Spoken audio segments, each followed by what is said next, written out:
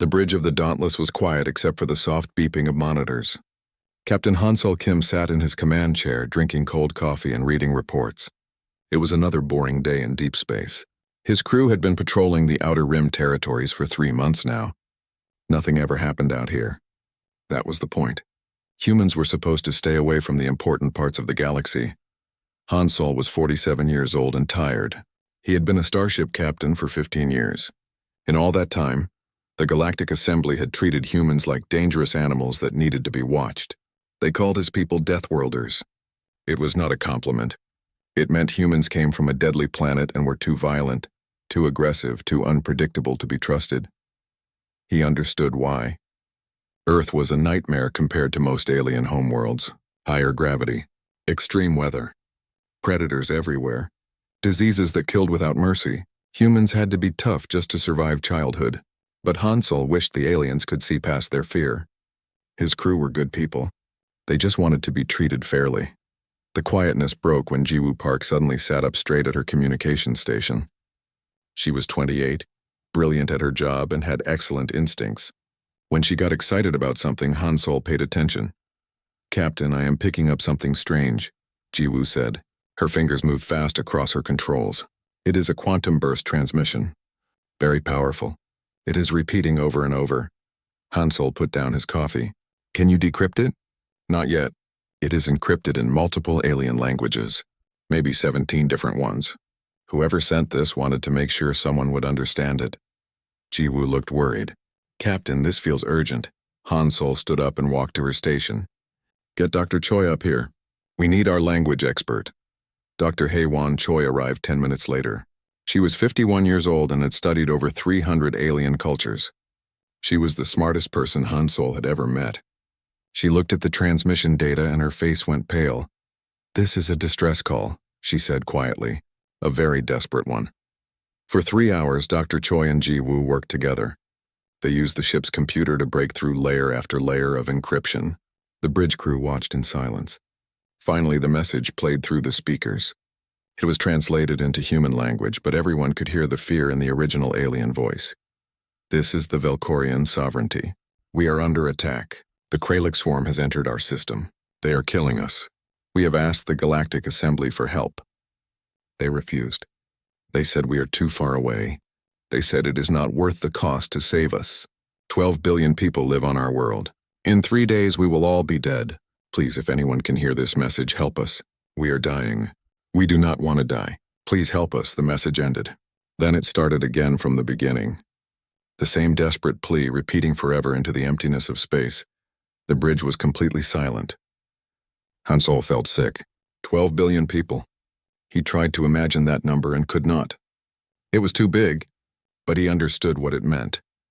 It meant mothers and fathers, children, old people, artists and teachers and farmers, all of them about to be killed. "What is the Kralik swarm?"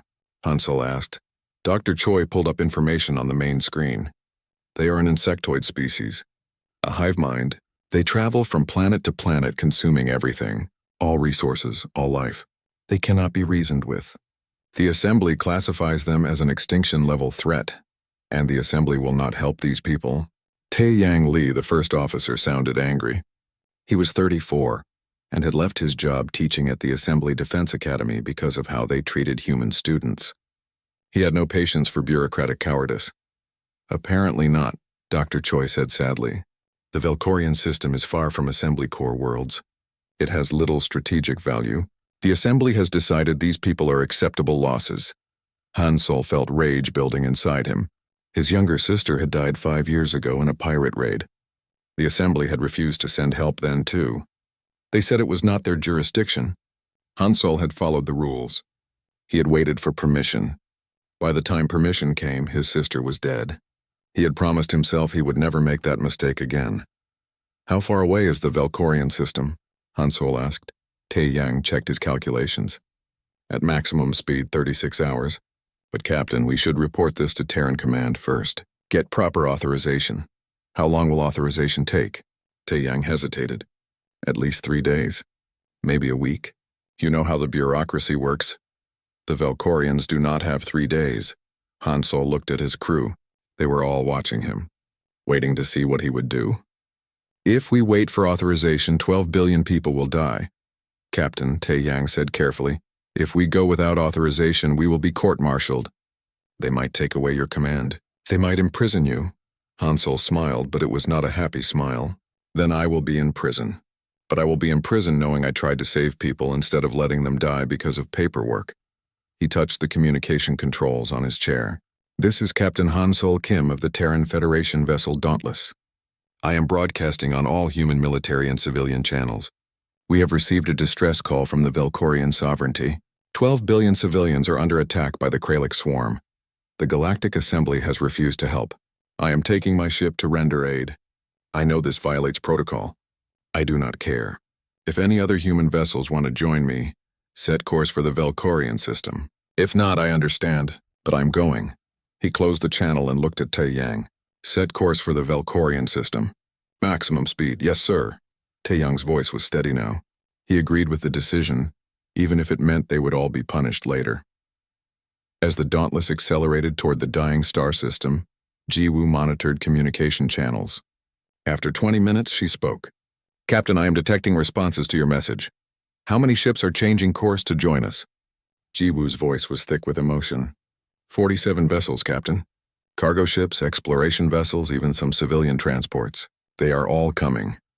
Hansel felt something warm spread through his chest. Pride. Hope. His people understood. When someone called for help, you answered. It did not matter if it was legal. It did not matter if it was safe. You answered because it was right. Sir, Dr. Choi said quietly, we are not military vessels. We have no real weapons. How are we supposed to fight the Kraliks? Hansel looked at the stars rushing past on the view screen. We are humans, Dr. Choi.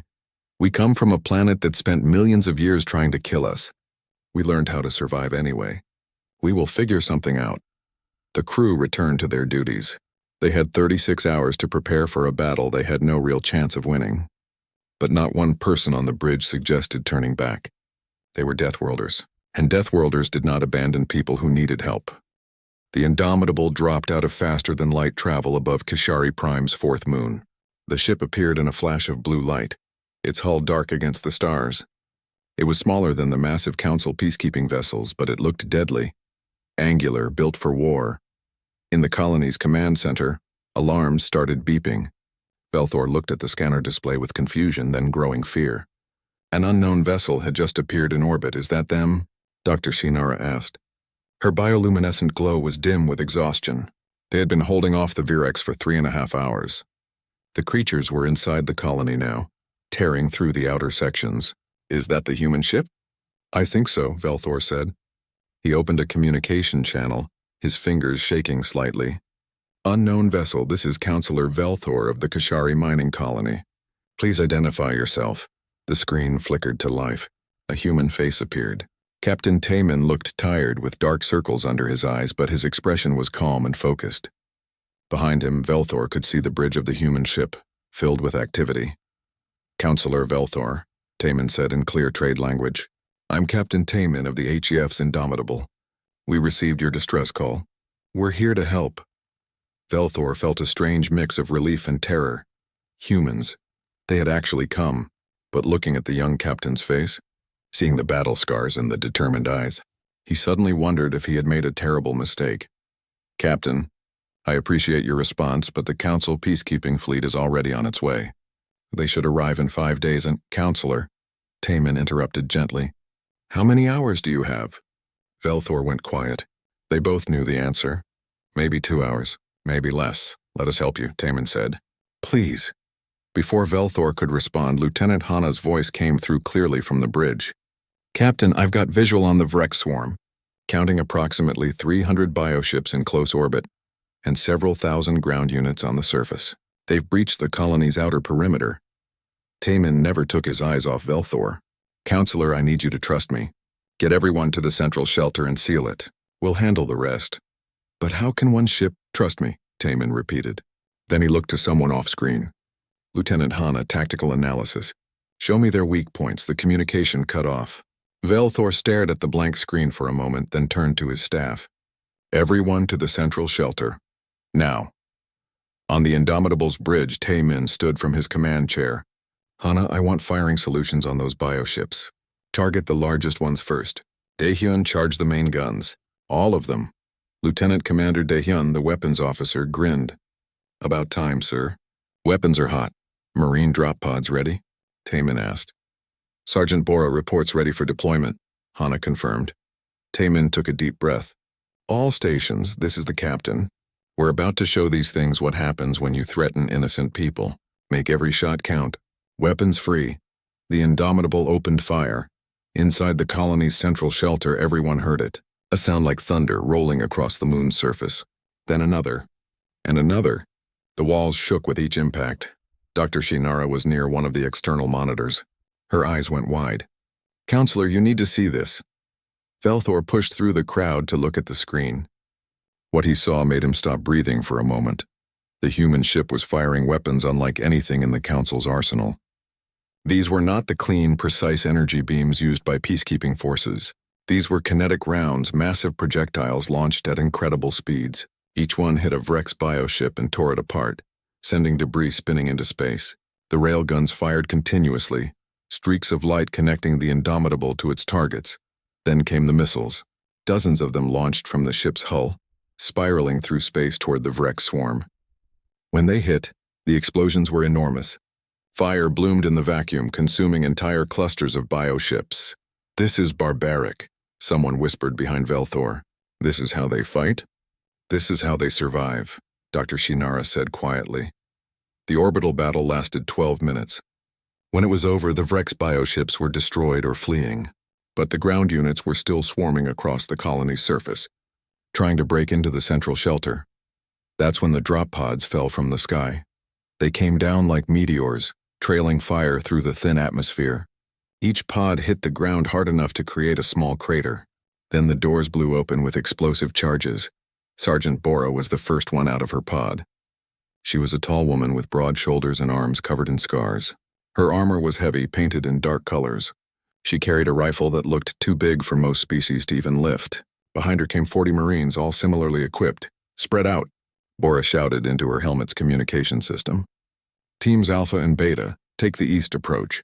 Charlie and Delta, west side. We form a perimeter around that shelter and nothing gets through.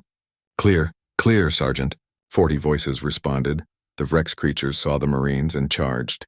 They were fast, moving on multiple legs, their mandibles clicking with hunger. The first wave hit the human defensive line with the force of a tsunami. The Marines did not break. Their rifles fired in controlled bursts, each shot carefully aimed. Vrex creatures fell, their armored bodies no match for human ammunition. When the creatures got too close, the Marines drew combat knives. The fighting became brutal, close, personal. Inside the shelter, everyone watched in stunned silence. Dr. Shinara was recording everything on her personal device. She had studied dozens of species, but she had never seen anything like this. Humans fought with a coordination that seemed almost telepathic. When one Marine needed to reload, another moved to cover them. When someone was wounded, 2 others pulled them back while the rest held the line. But what struck her most was their expression. The humans were not enjoying this. They were not driven by bloodlust or rage. Their faces showed focus, determination, and something else. Something that looked like sadness. They were doing what needed to be done, but they took no pleasure in it. The ground battle lasted an hour. Then everything went quiet. Sergeant Bora's voice came over the colony's communication system. Her breathing was heavy, but her voice was steady. Counselor Velthor, this is Sergeant Bora. The immediate area is secure. You can open the shelter doors. Velthor hesitated. Then he gave the order. The massive doors of the central shelter opened slowly, hydraulics hissing. Outside, the moon's surface was covered in Vrex corpses. The Marines stood in a circle around the shelter, weapons still ready, scanning for threats. Their armor was scorched and dented. Some of them were bleeding from wounds, but they all stood at attention when Velthor emerged. Sergeant Bora walked forward and removed her helmet. Her face was covered in sweat and dirt. A cut above her eyebrow was bleeding, but she ignored it. She looked at Velthor and gave a small nod. "Are you hurt?" she asked. "Is anyone in the shelter seriously injured?" Velthor could not speak for a moment. This human warrior, covered in the aftermath of battle, was asking about his people's safety. Not demanding gratitude, not asking for payment. Just checking if everyone was okay, We are unharmed, he finally managed. Thank you.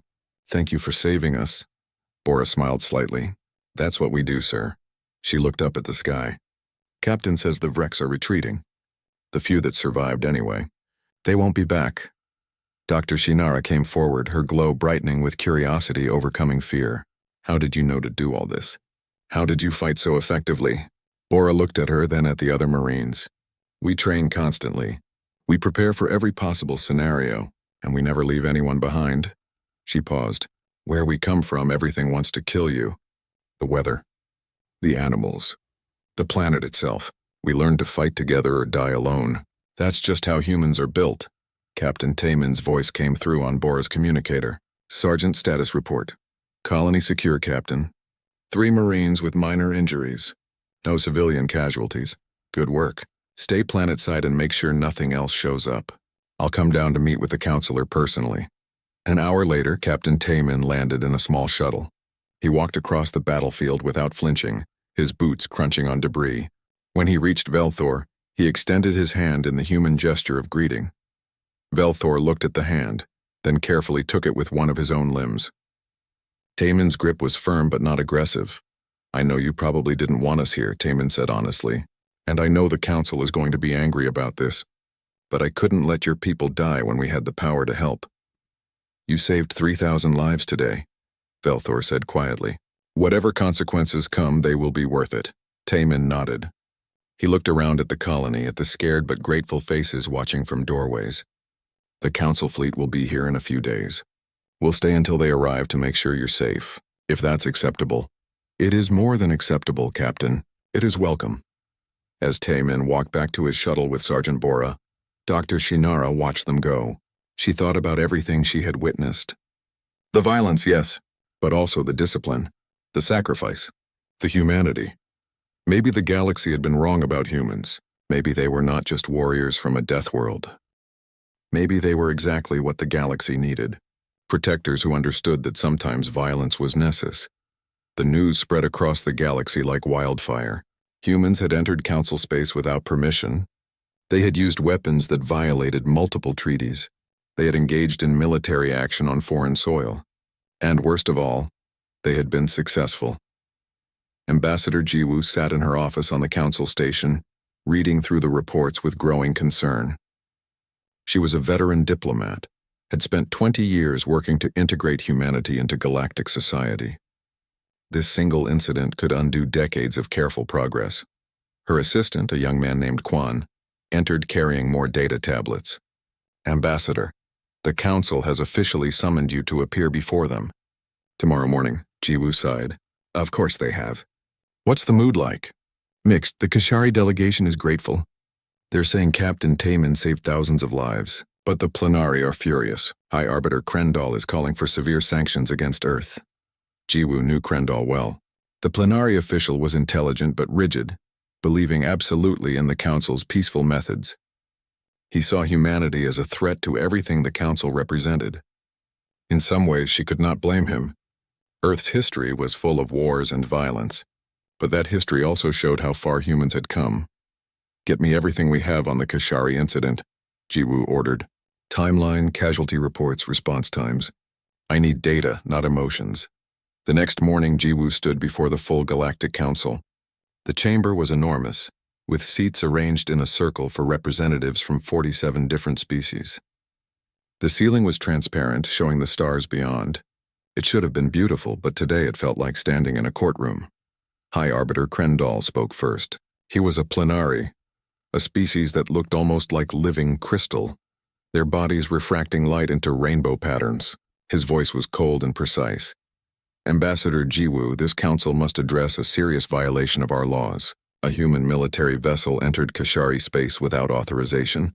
This vessel then engaged in combat operations, using weapons banned by 3 separate treaties. These actions cannot be ignored. Jiwoo kept her voice calm. High Arbiter, may I present the facts of the situation? You may. Jiwoo activated a holographic display in the center of the chamber. It showed the timeline of events. At 800 station time, the Kashari mining colony sent a general distress signal. They were under attack by a Vrek swarm. The nearest Council peacekeeping fleet was 6 days away. The colony had approximately 6 hours before being overrun. She changed the display. The HF's Indomitable was 4 hours away. Captain Taman made the decision to respond. His crew voted unanimously to assist despite knowing it would violate regulations. That does not excuse, Krendall began. Please let me finish, Jiwoo said firmly.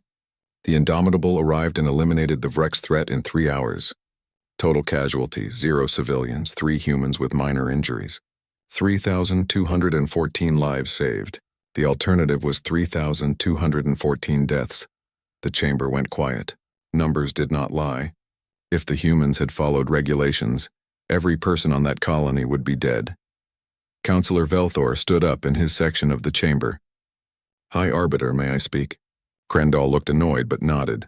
The council recognizes Counselor Velthor. Velthor's compound eyes swept across the chamber. I was the one who sent that distress call. I was the one who opened it to all frequencies, including those monitored by humanity. I did this knowing it might cause diplomatic problems, but I chose possible problems over certain death. He moved to the center of the chamber, his 6 legs clicking on the polished floor. Captain Taman could have ignored our call. He could have followed regulations and let us die. Instead, he risked his career, his crew's futures, and peaceful relations between our species. He did this because it was right, not because it was easy. That still does not address the weapons violations, Krendall argued. The humans used kinetic weapons, explosive missiles, and something called a Mach cannon.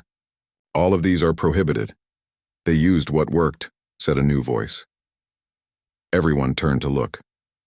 Dr. Shinara stood at one of the witness platforms. She had traveled from Kashari space specifically to testify. Her bioluminescent body glowed bright blue, a sign of strong emotion. I watched the battle, she continued. I recorded it. Our defensive weapons barely slowed the Virex. The Council's energy beams are precise, yes. They are clean and surgical. But the Vrex have organic armor that disperses energy. The human weapons were brutal, but they were effective. They destroyed the threat completely. She displayed her recordings for the Council to see. The footage showed the Indomitable's assault, the railgun rounds tearing through bioships, the missiles creating massive explosions. It was violent. It was shocking. But it saved lives. I have studied 17 different species, Dr. Shinara said. I thought I understood violence. I thought I understood warfare. But the humans taught me something different. They do not fight for conquest or glory. They fight to protect. Every action they took was focused on saving our people. That is not barbarism. That is sacrifice. The chamber erupted in debate. Some delegates agreed with Velthor and Shinara. Others sided with Krendall, arguing that breaking the rules was never acceptable. The discussion went on for hours. Meanwhile, back on Earth, Admiral Hayek was having her own difficult conversation. She stood in front of the Human Defense Council, a group of officials who oversaw military operations. They were not happy. You gave Taman permission to operate near Council space, one counselor said accusingly. This incident falls on your shoulders, Admiral. Hyuk's face was hard as stone. I gave him permission to patrol the border.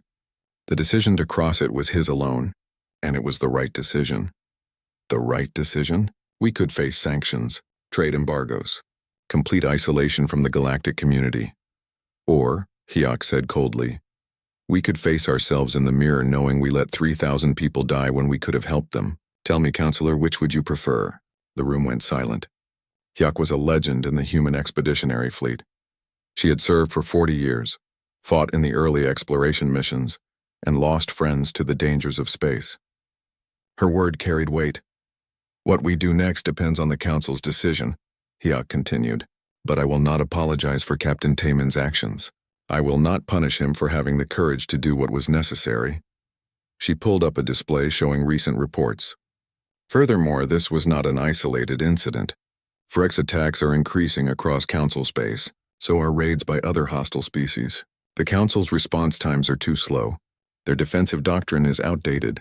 Something needs to change. Back at the Council chamber, the debate was finally reaching a conclusion. High Arbiter Krendall called for order. We must vote on this matter, he announced. I propose the following resolution. Captain Taman receives an official reprimand. Earth pays a fine for treaty violations, but no further sanctions will be imposed. Counselor Velthor stood again. I propose an amendment. In addition to those terms, I suggest we create a pilot program. Allow humanity to establish rapid response outposts in Council space. They would act as emergency defense forces only, responding to situations where immediate action is required. The chamber exploded with discussion again. The idea was radical, allowing human military bases in Council space. It went against everything the Council had built, but it would also save lives. Dr. Shinara spoke up again. I support Councillor Velthor's proposal. We cannot ignore the reality that threats like the Vrex exist. We need forces capable of rapid deployment. The humans have proven they can provide that. The vote was close, very close, but it passed by a narrow margin. Captain Taman would be officially reprimanded. Earth would pay a fine, but humanity would also be allowed to establish 5 rapid response outposts in Council space, operating under strict guidelines. Ambassador Jiwoo accepted the terms with grace. Inside, she was relieved. This could have gone much worse. Instead, they had turned a diplomatic crisis into an opportunity. High Arbiter Krendall approached her as the chamber emptied. His crystalline face was impossible to read, but his voice carried warning. This is a mistake, Ambassador. Your species is too violent, too aggressive. Giving you military positions in Council space will lead to disaster. Jiwoo met his gaze calmly. High Arbiter, I understand your concerns. But sometimes the galaxy needs protectors, not just peacekeepers. My people learned that lesson the hard way on Earth. Perhaps it is time the Council learned it too. She turned to leave, then paused. And High Arbiter? Captain Taman saved lives. That is never a mistake. That evening, Jiwoo sent a secure message to Admiral Hayek. The message was short. Outposts approved. 5 locations. Deploy your best people. Make us proud. Hyuk received the message with a small smile. She immediately sent orders to Captain Taman. He was being promoted to outpost commander. His crew would form the core of the first rapid response team. When Taman received the news aboard the Indomitable, he sat in his quarters for a long time. A reprimand and a promotion in the same day. That was very human, he thought. They acknowledged the rule-breaking while recognizing the necessity of it. Lieutenant Hana found him there an hour. 6 months had passed since the Kashari incident. Outpost Sentinel-7 was now fully operational, floating in orbit around a neutral zone between 3 different Council sectors. The station was a joint operation, with human personnel working alongside Council observers. Captain Taman stood in the command center, reviewing the day's patrol reports. His crew had adapted well to their new role. Lieutenant Hana ran the tactical operations with her usual efficiency. Sergeant Bora trained new Marines daily, pushing them hard but fairly. The newest addition to the team was Ensign Minho, a young pilot with incredible skills and a tendency to take risks that made everyone nervous. Captain, we have a visitor requesting permission to dock, Hana announced from her station. Taman looked at the scanner display. It was a small research vessel. Do we know who it is? It's Dr. Shinara, sir. She's requesting to come aboard as our Council liaison. Taman smiled. He had not seen the luminary scientist since the hearing at the Council. Grant her permission. I'll meet her at the docking bay. When Dr. Shinara emerged from her ship, her bioluminescent glow was bright with excitement. She carried several cases of equipment and data tablets. Captain Taman, she said warmly, it is good to see you again, Doctor. I heard you requested this assignment. May I ask why? Shinara's glow flickered, which Taman had learned was her species' equivalent of a laugh. Because your species fascinates me. I want to understand how you think, how you operate, and perhaps help bridge the gap between humans and the rest of the Council. Over the next few weeks, Dr. Shinara settled into life on Sentinel-7. She observed everything with intense scientific curiosity. The way the Marines trained, the tactical simulations, the crew's interactions during meals. She took notes constantly, building a comprehensive study of human military culture. What surprised her most was the laughter. Humans joked with each other constantly, even about serious topics. She watched Sergeant Bora tell a story about nearly being eaten by something called a bear back on Earth, and the whole room erupted in laughter. This confused Shinara. Why laugh about danger? It's how we cope, Taman explained when she asked. Life is hard. Fighting is terrifying. If we didn't laugh, we'd go crazy. Humor keeps us human. Then came the day they received their first real distress call. Captain, we're picking up an emergency signal, Hana reported. It's a cargo convoy under attack. Kresh marauders, looks like. They're demanding the cargo or they'll destroy the ships. Taman stood immediately. How far? 30 minutes at maximum speed. And the nearest council patrol? 2 days away, sir. Taman did not hesitate. Sound general quarters. Prep the fighters. Marines, prepare for possible boarding actions. Dr. Shinara, you should go too. I'm coming with you, Shinara said firmly. I need to observe this. It's important for my research. Taemin looked at her glowing face. She was determined. Fine, but you stay on the bridge where it's safe. Understood? Understood. The outpost response force launched immediately. 3 fighters led by Ensign Minho screamed through space ahead of the main ship. Sergeant Bora's Marine team was locked into their assault shuttle, ready to deploy at a moment's notice. They arrived to find a scene of chaos. 5 cargo vessels were clustered together, their shields failing under assault from a dozen Kresh raider ships. The Kresh were a species of pirates, brutal and opportunistic. They preyed on undefended convoys, taking what they wanted and destroying what they couldn't carry. Minho, start your attack run, Timon ordered. Target their weapons systems. I want them disabled, not destroyed. Give them a chance to surrender. Copy that, Captain. Starting run now. Dr. Shinara watched from the bridge as the human fighters engaged. Ensign Minho moved his squadron with incredible precision, weaving between the larger ships, targeting specific systems. The Kresh tried to respond, but they were disorganized. Their ships fired wildly, hitting each other as often as they hit their targets. This is Captain Taman to Kresh vessels. Taman broadcast on open channels. Stand down immediately. You are attacking ships under Council protection. Surrender and you will be treated fairly under Council law. The response was a barrage of weapons fire. The Kresh were not interested in surrendering. They made their choice, Taman said quietly. Minho, weapons free. Disable those ships. The battle was swift and brutal. The human fighters tore through the Kresh formation. The outpost's main ship positioned itself between the raiders and the cargo convoy, its shields absorbing hits meant for the civilian vessels. Within minutes, half the Kresh ships were disabled and drifting. Then one of the Kresh ships changed tactics. Instead of attacking the human forces, it rammed into one of the cargo vessels, breaching the hull. Boarding parties poured inside. They're taking hostages, Hana reported. Taman's jaw tightened. Bora, you're up. Board that ship and get those people out. On it, Captain. Moving in now. The Marine assault shuttle attached to the cargo vessel's hull with magnetic clamps.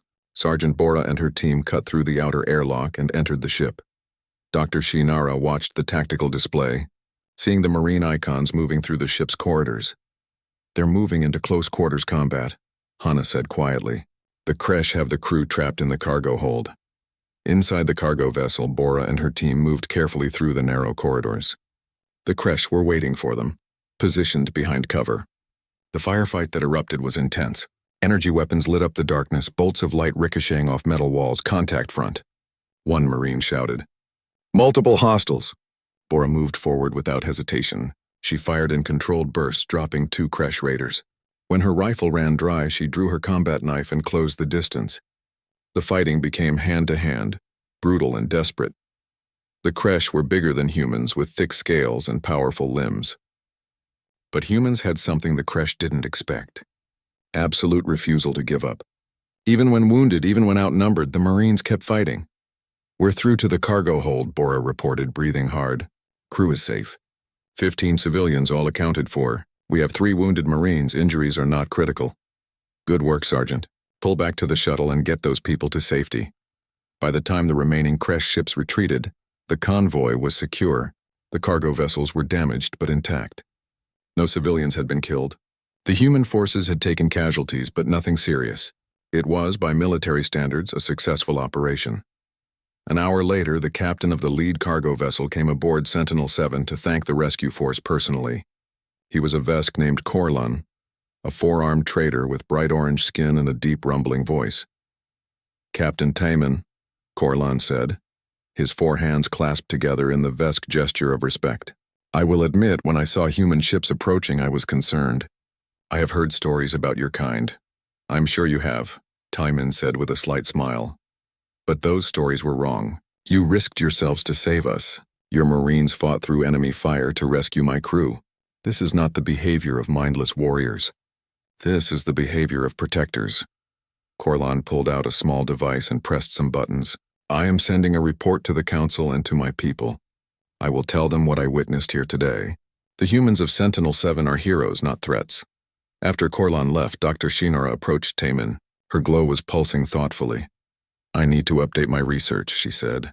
I have been documenting your methods, your tactics. But I was missing something important. What's that? Your motivation. Other species fight to defend themselves.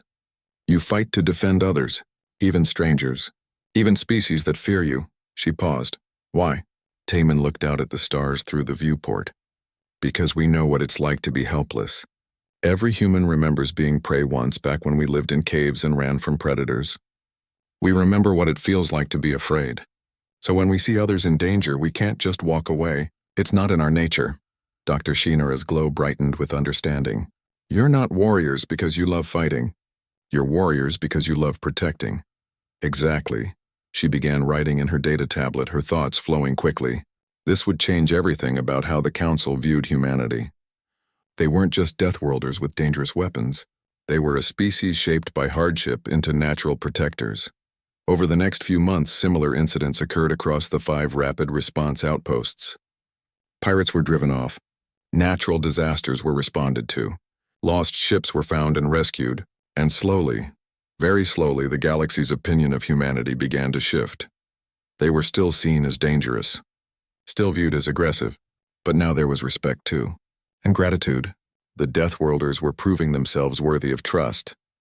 But in the darkness between stars, something far more dangerous was stirring. The Vrex attacks were increasing. Entire colonies were going silent with no explanation. And deep in the heart of Council space, people were starting to realize that the galaxy needed more than rapid response outposts. It needed an army. And whether they liked it or not, humanity was the only species prepared to provide one. The emergency meeting of the Galactic Council was packed. Every species had sent representatives. The chamber buzzed with worried conversations. High Arbiter Krendal stood at the center podium, his crystalline form refracting the light into anxious patterns. Order, he called out. We must have order, the chamber quieted. Ambassador Jiwoo sat in the human delegation section, watching carefully. She had been requesting this meeting for weeks. Now that it was finally happening, she felt only dread. We are here to discuss the increasing attacks on Council space, Krendal continued. In the past 6 months, 17 colonies have gone completely silent. Vrex activity has tripled. We have also seen increased raids from Kresh marauders and other hostile forces. The rapid response outposts have been effective, Councillor Velthor pointed out. They've saved thousands of lives. 5 outposts cannot protect hundreds of worlds, Krendal responded. But more concerning is the pattern. These attacks are becoming coordinated, organized. This is not random violence. Something is directing it. The chamber erupted in discussion. The idea of coordinated Vrex attacks was terrifying. The swarms were supposed to be mindless, driven only by hunger. If something was controlling them, that changed everything. Ambassador Jiwoo stood. High Arbiter, humanity has been investigating these patterns. We have information the Council needs to see. Krendal looked reluctant but nodded. The Council recognizes Ambassador Jiwoo. Jiwoo activated a holographic display. It showed star maps with red markers indicating attack sites. 3 weeks ago, Ensign Minho from Outpost Sentinel-7 intercepted a strange signal during a routine patrol. When he investigated, he found this. The display changed to show footage of a massive organic structure floating in space. It was bigger than any ship in the Council fleet, a twisted mass of living tissue and exposed organs. Smaller Vrex bioships swarmed around it like insects around a hive. We call it a nexus, Jiwoo explained. It appears to be a control structure for the Vrex swarms. The nexus coordinates attacks, directs movement, and possibly creates new Vrex organisms. How many of these nexuses exist? Someone asked. Jiwoo's expression darkened. Our long-range scans have detected at least 12. And they're all moving toward Council core worlds. The chamber went completely silent. 12 massive hive structures, each controlling thousands of Vrex organisms, all heading toward the most populated areas of Council space. It was an invasion. A planned, coordinated invasion. This cannot be true, Krendal said, but his voice lacked confidence. You're saying the Vrex are not mindless animals. They're an organized military force. That's exactly what I'm saying, Jiwoo confirmed. And the Council's current defensive doctrine is not designed to handle this threat. Dr. Shinara stood from the observer section. Ambassador Jiwoo is correct. I have analyzed the attack patterns personally. The wrecks are being directed by intelligence, possibly the nexuses themselves, possibly something controlling the nexuses. Either way, we are facing a coordinated enemy. Then we must mobilize the peacekeeping fleets, Velthor said. Every ship, every station. We gather our forces and defend our worlds. Your peacekeeping fleets are too slow, a new voice said. Everyone turned. Admiral Hyok had entered the chamber. She was not supposed to be here. This was a council meeting and humanity was still only partially integrated, but she walked to the center with the confidence of someone who had fought 100 battles. Admiral Hyok, Krendol said coldly. You are not invited to this session. I don't care, Hyok said bluntly. You're about to make decisions that will get millions of people killed. I won't stand by and watch that happen. She pulled up tactical displays showing council fleet positions and response times. Your doctrine is built for peacekeeping. Showing force, intimidating pirates. It's not designed for war. If you wait for the peacekeeping fleets to mobilize and move to defensive positions, the nexuses will already be here. Then what do you suggest? Velthor asked. Hyok met his compound eyes steadily. Let us help. The entire human expeditionary fleet is ready to deploy. We have 60 ships, 10,000 marines, and the weapons needed to destroy these nexuses. We can launch immediately. Absolutely not, Krendol said. We will not hand control of the situation to a species known for violence. The Council will handle this through proper channels.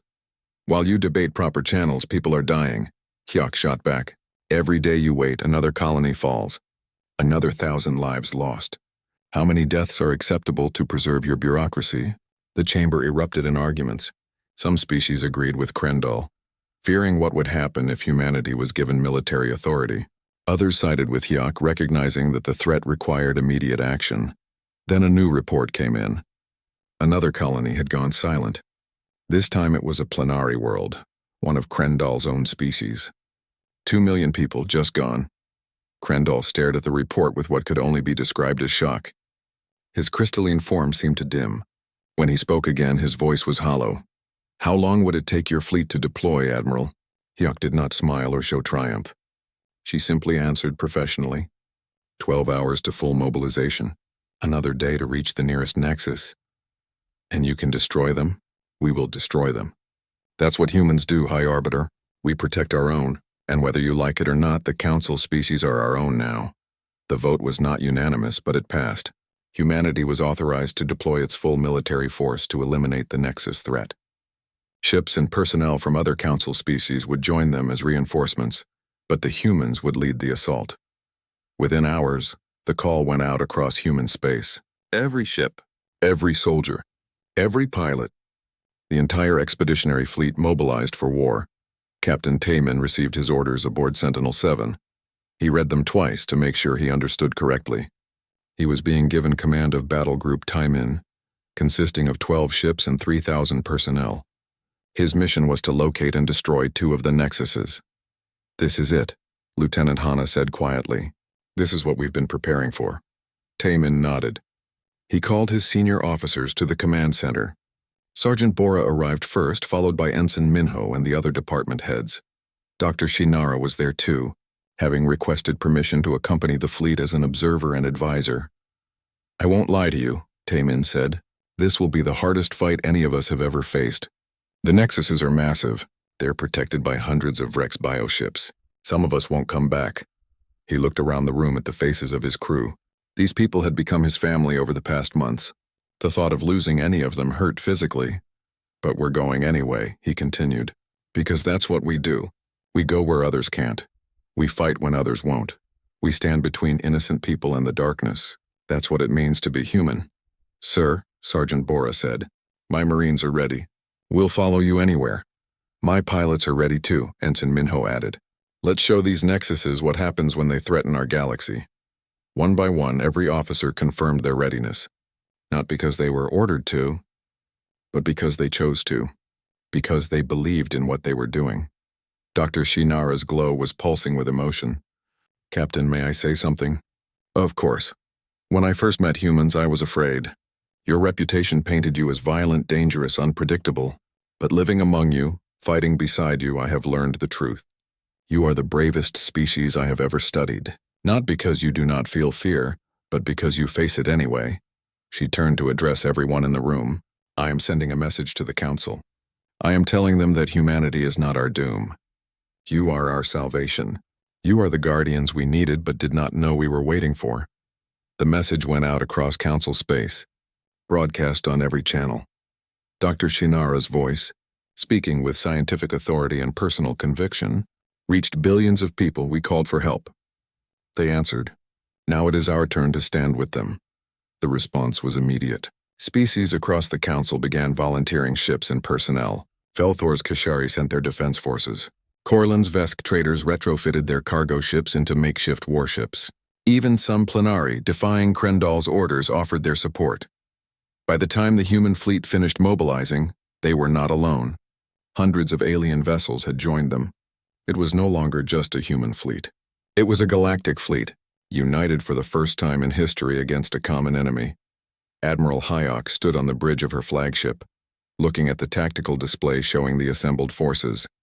It was the largest fleet in galactic history.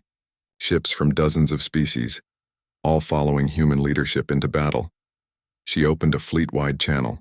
Her voice would reach every ship, every person preparing for war. This is Admiral Hayok to all forces. In a few hours, we will jump to the target coordinates. We will face an enemy that wants to consume everything we hold dear. They think we are weak because we value life. They think we will run because we fear death. She paused, letting her words sink in. They are wrong. We value life, which is why we fight to protect it. We fear death, which makes our courage meaningful. Today, we show the entire galaxy what it means to stand together. Today, we show these nexuses what happens when you threaten our home. Another pause, then her final words. Today, we fight.